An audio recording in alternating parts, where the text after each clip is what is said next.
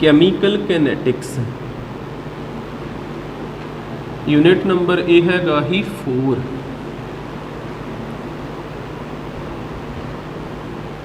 ठीक है, ये आप देखना वा मॉलिकुलैरिटी ऑफ आ रिएक्शन की होंगी, मॉलिकुलैरिटी ऑफ आ रिएक्शन। ठीक है, बेसिक दियाँ चीज़ां वा समझ लो की होंगी मॉलिकुलैरिटी। मॉलिकुलैरिटी होंगी आ number of molecule, number of atoms, number of reacting species. बस इदा याद रख लियो, number of reacting species called molecularity. Molecularity जिदा एग्जाम्पल च वेखो क्लीयर हुंदा, मैं इत्थे एग्जाम्पल लिखदा वां H2 + O2 की बन गया 2H2O। किन्नियां रिएक्टिंग स्पीसीज ने 1 ते 2, 1 ते 2। पर जेकर आप इनू पूरा बैलेंस करते हैं, बैलेंस करिए, इत्थे हाइड्रोजन किन्ने आ 4, इत्थे 2 ला दिए। हुण वेखो किन्नियां रिएक्टिंग स्पीसीज ने 2 ते 1 3। ठीक है, यदि मॉलिकुलैरिटी 3 आ गई।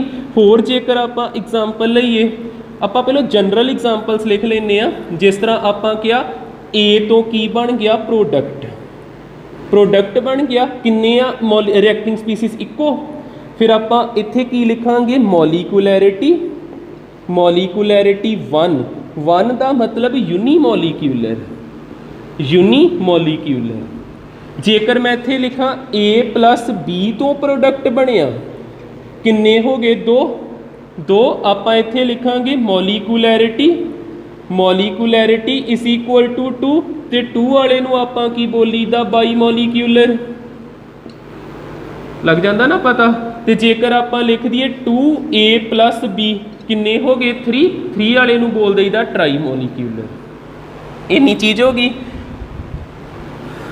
इत्थे हुण देखो एग्जाम्पल, एग्जाम्पल एग्जाम्पल आप कोई लिखी CH3 COO C2H5 प्लस ये विच पाता वाटर। आ एग्जाम्पल काफ़ी मेन होंदी आ, इंपॉर्टेंट। इनू कहीदा हाइड्रोलिसिस ऑफ एस्टर। आ एस्टर है एक एस्टर, ये विच आपां वाटर की एडिशन करते पे। एक इहदा नाम की आ hydrolysis of ester, hydrolysis of ester. ये रिएक्शन होंदी किस तरह, किद्दां परफॉर्म होंदी आ पूरी चीज़ CH3COO। इनू तोड़िए, तोड़ोगे तो ये वाटर HOH लिख सकदा।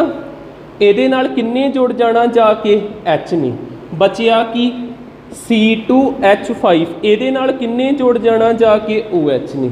आ बन गया इथेनोइक एसिड, इथेनोइक एसिड। आ बन गया इथेनॉल, इथेनॉल बन गया। यदि मॉलिकुलैरिटी जेकर आप लिखनी होवे, मॉलिकुलैरिटी किन्ने मॉलिक्यूल रिएक्ट करते पे 2, ये हैगा बाई मॉलिक्यूलर, ये हैगा वा by molecular.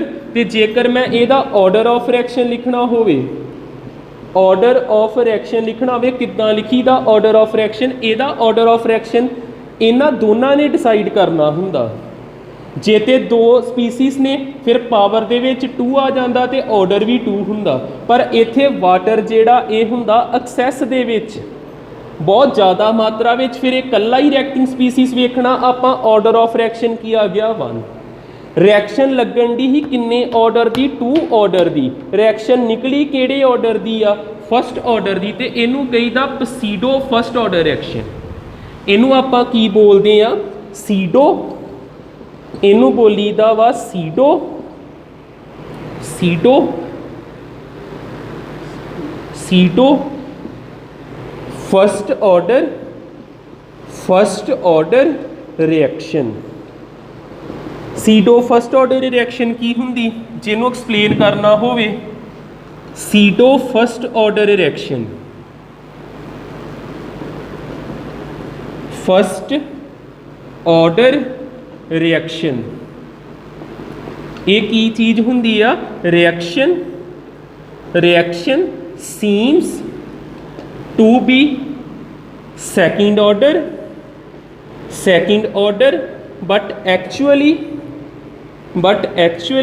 it is first order reaction ਲੱਗਦੀ ਹੈ ਸੈਕਿੰਡ ਆਰਡਰ ਦੀ, ਪਰ ਅਸਲ 'ਚ ਹੁੰਦੀ ਕਿਹੜੀ ਆ?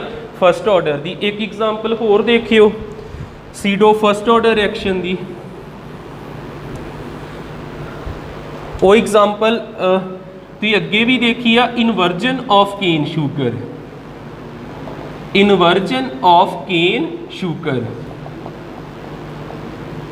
ਕੇਨ ਸ਼ੂਗਰ ਦਾ ਕੀ ਫਾਰਮੂਲਾ ਹੁੰਦਾ? C6C12H22O11 ਸੁਕਰੋਸ ਕਹਿੰਦੇ ਇਹਨੂੰ।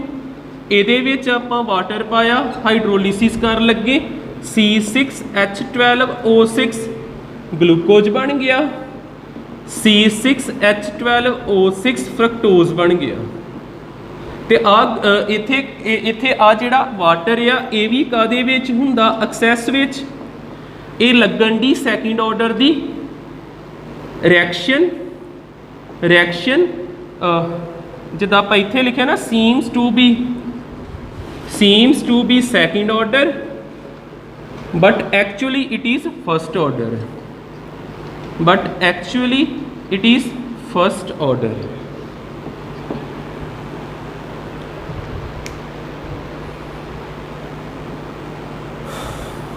ਇੱਕ ਹੋਰ ਲਾਸਟ ਚੀਜ਼ ਕਰਾਉਣੀ, ਫਿਰ ਆਪਣਾ ਇਹ ਯੂਨਿਟ ਖਤਮ ਹੋਇਆ, ਕਿਉਂਕਿ ਇਹਦੇ ਵਿੱਚ ਸਿਲੇਬਸ ਰਿਡਿਊਸ ਹੋਇਆ ਵਾ। ਇਹਦੇ 'ਚ ਹੁਣ ਉਹ ਨਹੀਂ ਪੜ੍ਹਨਾ ਆਪਾਂ, ਅਰਹੀਨੀਅਸ ਇਕੁਏਸ਼ਨ। ਇਹ ਯੂਨਿਟ ਜੇ ਪਿਛਲੇ ਸਾਲ ਦੇ ਮੁਕਾਬਲੇ ਦੇਖੀਏ ਕਾਫੀ ਘਟ ਗਿਆ ਵਾ। ਇਹ 'ਚ ਅਰਹੀਨੀਅਸ ਇਕੁਏਸ਼ਨ ਇੱਕ ਪੂਰੀ ਸਕਿਪ ਕਰ ਦਿੱਤੀ ਗਈ, ਉਹ ਨਹੀਂ ਆਪਾਂ ਪੜਾਂਗੇ।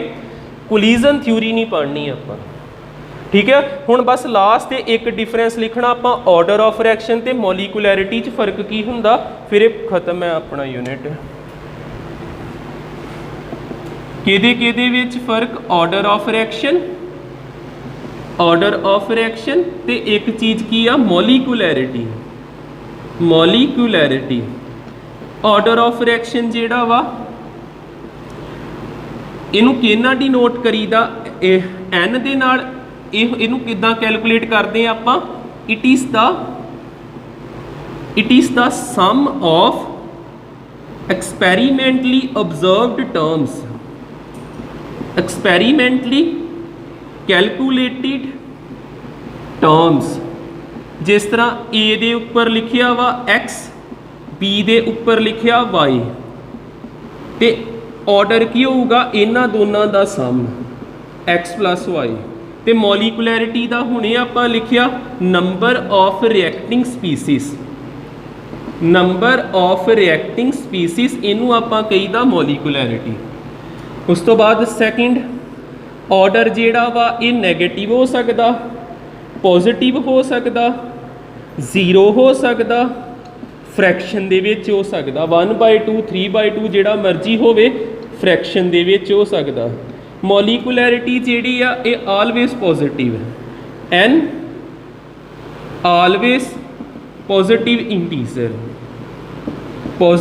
ਇੰਟੀਜ਼ਰ, ਤੇ n 3 ਤੋਂ ਵੱਡਾ ਨਹੀਂ ਹੁੰਦਾ। n ਜਿਹੜਾ 3 ਤੋਂ ਵੱਡਾ ਨਹੀਂ ਹੁੰਦਾ, 3 ਦੇ ਬਰਾਬਰ ਹੋ ਸਕਦਾ, 3 ਤੋਂ ਛੋਟਾ ਹੋ ਸਕਦਾ। ਆ ਐਕਸਪੈਰੀਮੈਂਟਲ ਜੇ ਉਹ ਥਿਓਰੈਟੀਕਲ ਆ, ਠੀਕ ਹੈ। ਐਕਸਪੈਰੀਮੈਂਟ ਦੋ ਡਿਫਰੈਂਸ ਬਹੁਤ ਹੈ ਵੈਸੇ। ਆ ਐਕਸਪੈਰੀਮੈਂਟਲ ਕਨਸੈਪਟ ਆ, ਉਹ ਥਿਓਰੈਟੀਕਲ ਕਨਸੈਪਟ ਆ, ਠੀਕ ਹੈ। ਇੱਥੇ ਆਪਣਾ ਯੂਨਿਟ ਖਤਮ ਹੋ ਗਿਆ।